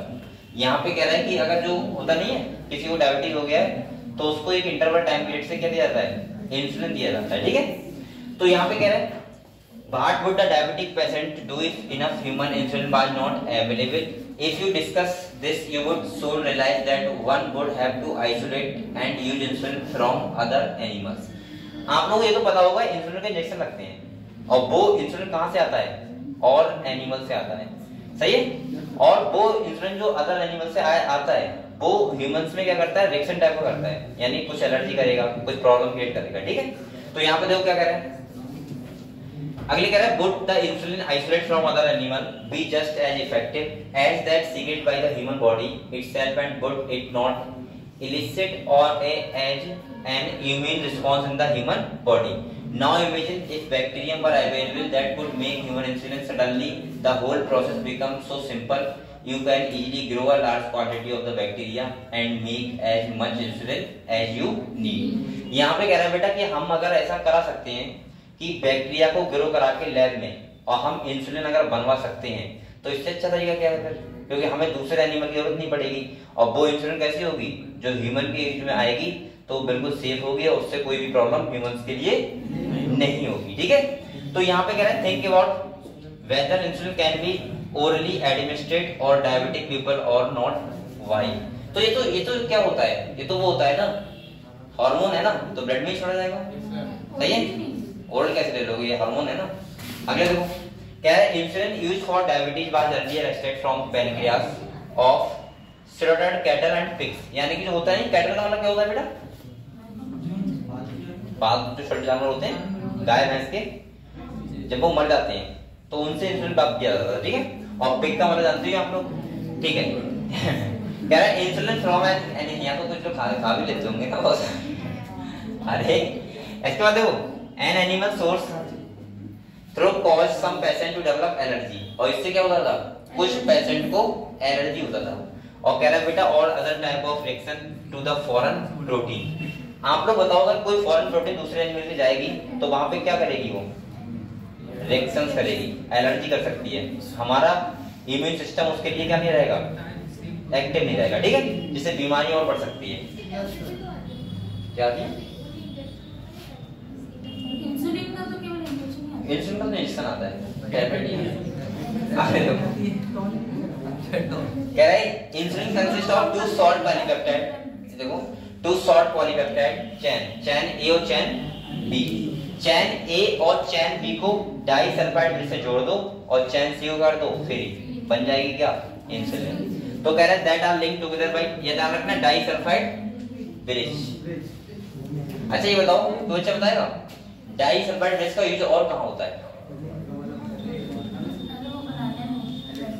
क्या और भी मैंने एक जगह लिखवाया था, आप लोगों को पता होगा, अभी पढ़ाया नहीं है टॉपिक, पढ़ाऊंगा, बताओ। एंटीवायरल,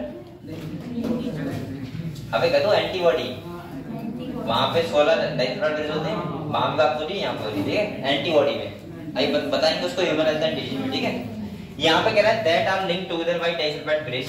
कह रहा है in mammals including human insulin is synthesised as a pro hormone. पहले कैसा होता है, पिरो होता है, इनएक्टिव फॉर्म में होता है। और कह रहा है बेटा, कह रहा है also need to be processed before it become a fully mature and functional hormone which contain the extra stretch called the C peptide. हम क्या करें, 3 पेप्टाइड है, ए पेप्टाइड, बी पेप्टाइड और सी पेप्टाइड, तीनों बने तो वो कैसी होगी, पिरो इंसुलिन। कैसा होगा, हम क्या करें, सी पेप्टाइड को हटा दें और ए बी को जोड़ दें तो बनती है फिर मैच्योर इंसुलिन। अब देखो अगले कह रहे थे this C peptide is not present in the mature insulin and is removed during maturation into insulin. ठीक है, कह रहे थे main challenge for production of insulin using recombinant DNA technique by getting insulin assembled into a mature form. यहाँ पे कह रहा है कि सबसे ज्यादा ये टेक्नोलॉजी इसलिए गड़बड़ थी कि हम लोग मैच्योर कैसे बनाए इंसुलिन को, रिकॉम्बिनेंट डीएनए टेक्नोलॉजी के द्वारा, क्योंकि ये तो हमारे अंदर तो हो रहा था, अब बैक्टीरिया के अंदर ये करना बहुत असंभव था। तो यहाँ पे कह रहे हैं सबसे पहले इन 1983 की बात है, एक कंपनी है एली लिली, कह रहा है हाँ एली लिली कुछ बोल दो, an American company prepare 2 DNA sequence. इन्होंने क्या किए, 2 डीएनए सीक्वेंस लिए, एक अलग बैक्टीरिया के लिए और एक अलग बैक्टीरिया के लिए, और कह रहा है corresponding to A and B, और इन्होंने वही जीन की तरह लिया जैसा जो जीन हमारे अंदर पॉलीपेप्टाइड ए बना रहा है और पॉलीपेप्टाइड बी बना रहा है। अब अगले कह रहा है क्योंकि हम सी की जरूरत ही नहीं है हमें, तो हम सी का क्यों लेंगे, और हमें तो मैच्योर चाहिए एकदम से। अगले देखो कह रहा है बेटा ए और B chains of human insulin introduce them in plasmid of E coli. यहाँ पे स्टैंडर्ड करो, ई कोलाई का यहाँ भी यूज किया था, ठीक है। और कह रहा है to produce insulin chain A and B were produce separately. और उन्होंने कैसा किया था, सेपरेटली का मतलब है अलग बैक्टीरिया में चैन ए बनवाई थी और अलग बैक्टीरिया में चैन बी, सेपरेट, ध्यान रखना। यहां से क्वेश्चन हो सकता है स्टेटमेंट में, और कह रहा है extract and combine by creating disulphide bond to form human insulin. तो सिंपल सा कह रहा है कि एक कंपनी थी अमेरिका की जिसने दो पेप्टाइड चैन जो ए को फॉलो कर रहे हैं और बी को कर रहे हैं, उसी की तरह दो डीएनए अलग अलग बैक्टीरिया में रिकॉम्बिनेंट बना के डाल दिए, और एक बैक्टीरिया क्या कर रहा है, ए पेप्टाइड बना रहा है, दूसरा बैक्टीरिया बी पेप्टाइड बना रहा है, और दोनों पेप्टाइड क्या कर दिया, जोड़ दिया, बस ये बन गई क्या, ह्यूमन इंसुलिन। समझ गए हम लोग। अब हमें कहीं, अब तो ये आराम से हम बना सकते हैं, कहीं से हमें लेने की जरूरत दूसरे एनिमल से नहीं है। ठीक है, तो रिवाइज करो इसके बाद।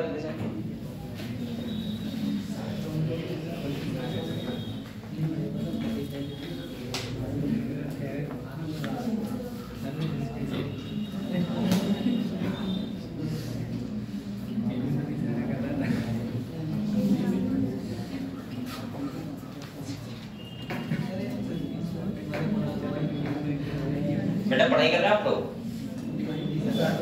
हैं? नहीं कर रही है? अब नींद तो आएगी, नींद तो सबको आती है। दिन में नहीं, रात में आती है। अपना बेटा सोने का टाइमिंग फिक्स रखो बिल्कुल, 8 से। ऐसा नहीं कि जब नींद आता है सो गए, तो नींद तो डेली आएगी, कैसे पढ़ पाओगे आप? 8 बजे सोता हूँ। 7 बजे पहुँचते हैं। और मैं ये बात पहले बता चुका हूँ, आप लोगों का सबसे अच्छा वो टाइम होना चाहिए, तो होना चाहिए सोने और उठने का। ये टाइम एकदम आपका फिक्स होना चाहिए। और अब बोलो सुन लो कुछ बात है, और ये टाइम ऐसा होना चाहिए कि अगर आप लोग 7 बजे वाली उठना है तो उठना ही है फिर, और अगर आप लोग सोना है वाली 1 बजे तो सोना ही है। ऐसा नहीं कि आप लोग कि आज अगर रील देख रहे हैं तो ठीक है चल रहे तो कहानी, या फिर पढ़ाई कर रहे हो तो ऐसा नहीं होना चाहिए कि आज 5 बजे तक पढ़ेंगे। एक टाइम फिक्स होना चाहिए, ठीक है, इतने बजे तक पढ़ना है, उसके बाद सो जाना है। तो जब तक आप लोग टाइम मैनेजमेंट को अपना फॉलो नहीं करोगे बहुत अच्छे से, तब तक प्रॉब्लम होगी।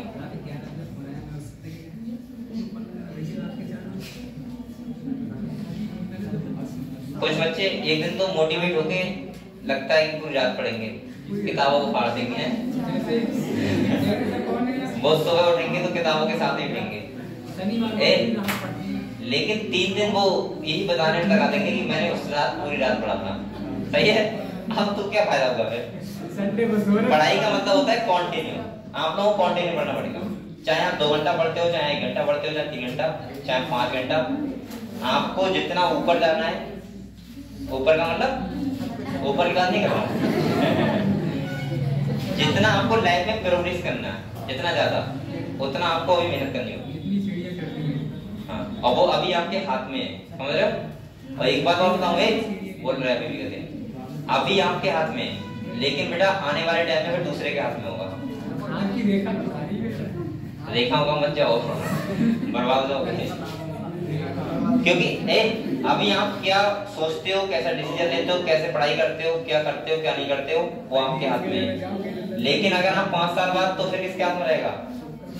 आपके फादर आप पे विश्वास भी नहीं करेंगे, समझ रहे हो? अभी भी नहीं करते हैं। दूसरा मैं ये बता रहा हूँ कि क्या हो गया, कौन कर रहा है बेटा?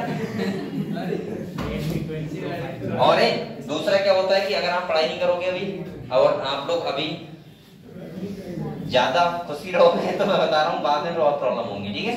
और इतनी प्रॉब्लम है कि बेटा ब्रह्मांड, सॉरी मुरलीधर,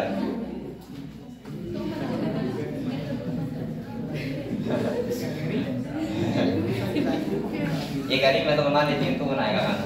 मुझे नहीं बनाना।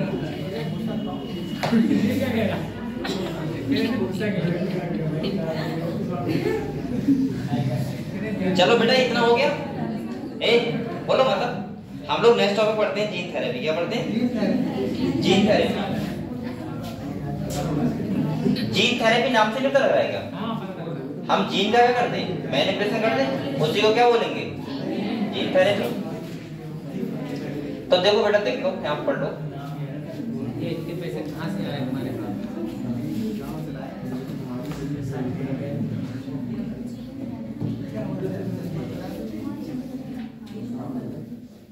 यार बच्चे यहाँ पे देखो, ये अगर हम बात करें जीन थेरेपी की, तो जीन थेरेपी का मतलब क्या होता है कि जीन का मैनिपुलेशन करना, और कोई डिजीज अगर मान लिया कुछ पता है तो उसी लिए करेंगे हम लोग, और उसको हटा देना, ठीक है, तो उसी को बोलते हैं जीन थेरेपी। तो यहाँ पे देखो क्या लिखा हुआ है,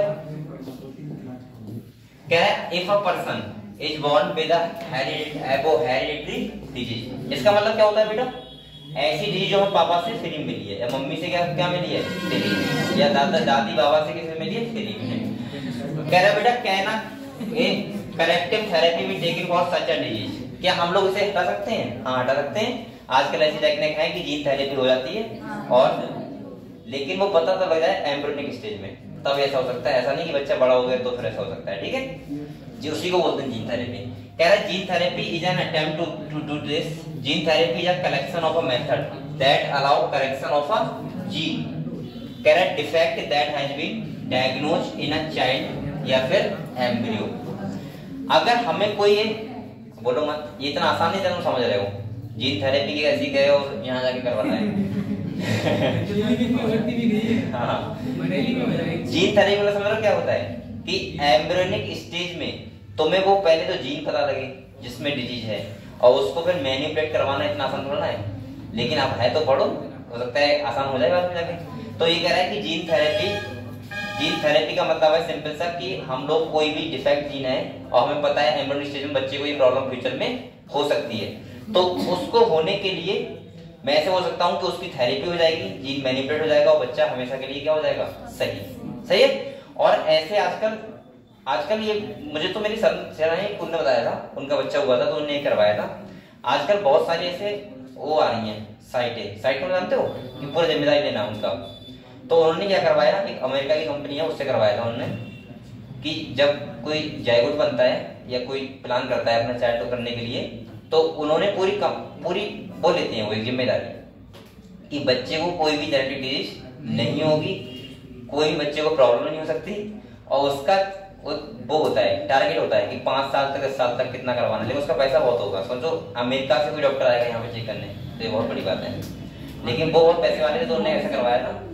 ये मैं बात कर रहा हूँ इनका जो है, इनका क्लासेस है जो कानपुर में, उनकी बात कर रहा हूँ, ठीक है। कौन सा?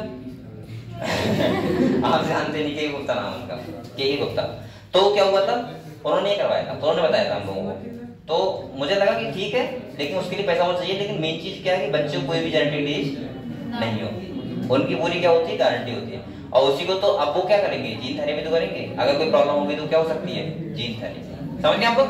और ये जो होता है लेवल ऑफ पेटेंट होता है, वो पता कैसे चलता है कि कौन से क्रोमोसोम, वो ऐसे देखते हैं, वो पहले देखते हैं जनरेशन, इनके पेरेंट्स और उनके पेरेंट्स को कोई जेनेटिक डिजीज तो नहीं है, अगर डिजीज है तभी तो ट्रांसफर होगी, अगर नहीं है तो कैसे होगी, नहीं तो कैसे पता चलता है कि कौन से जीन में है? यही तो पूरा जो जीनोम होता है हमारा, पूरा स्टडी क्या हुआ है साइंटिस्ट का। हम लोगों ने एक प्रोजेक्ट नहीं किया था, ह्यूमन जीनोम प्रोजेक्ट। अगर कोई सेक्सुअल लिंक है तो हम लोग XY देखेंगे, अगर कोई हर क्रोमोसोम का हमें पता है कि कौन से क्रोमोसोम में कौन सा जीन है और फंक्शन क्या करते हैं, उसके बेस पे, ठीक है। अब अगले देखो बेटा, कह रहा है here genes are injured into a person cell and tissue to treat a disease, और हम उसको क्या कर सकते हैं, डिजीज को ट्रीट कर सकते हैं। कह रहा है बेटा, correction of a genetic defect involve delivery of a normal gene into the individual और embryo to take over the function of and compensate for the non functional gene. यानी कि हम लोग देख सकते हैं डिलीवरी से पहले एम्ब्रियोनिक स्टेज में अगर बच्चे को प्रॉब्लम है जेनेटिक वाली, तो उसको हम लोग जीन को ट्रांसफर कर सकते हैं, और उसी को हम लोग बोलते हैं जीन थेरेपी। यहाँ पे ये बताया गया है, 4 साल की लड़की थी, 1990 की बात है, तो उसको क्या हुआ था, एक एंजाइम नहीं बन रहा था, ADA डेफिशिएंसी थी उसे, यानी कि कौन सी, ADA, और वो रिस्पॉन्सिबल पता है किसके लिए होता है, वो रिस्पॉन्सिबल होता है WBC के मैच्योर होने में। तो उसका इम्यून सिस्टम कैसा हो गया था, बहुत लो, तो उस टाइम पे ये पूरा नॉलेज हुआ था कि कैसे उसको सही कर सकते हैं। उसके चांस ऐसे भी थे कि उसको हम ऐसा करें एंजाइम दे लगातार तब भी चल सकता है। तो ये सब इसमें पढ़ना था हम, ठीक है। तो कल पढ़े फिर इसे क्या करें, कितना टाइम हो गया देखो, हो गया, चलो हो गया तो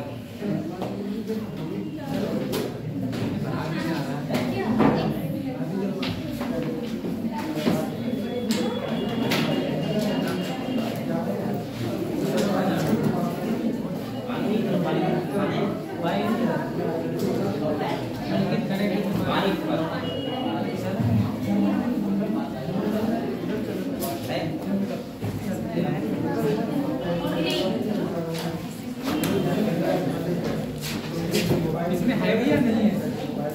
कहाँ जाएगा? इधर से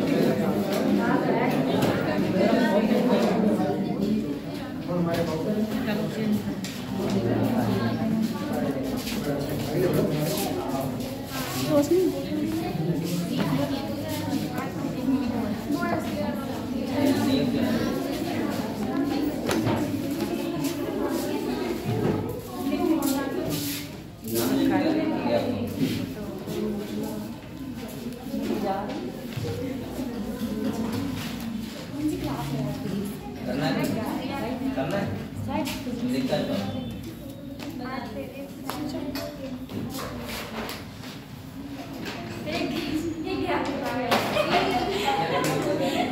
क्या कर चल रहा है।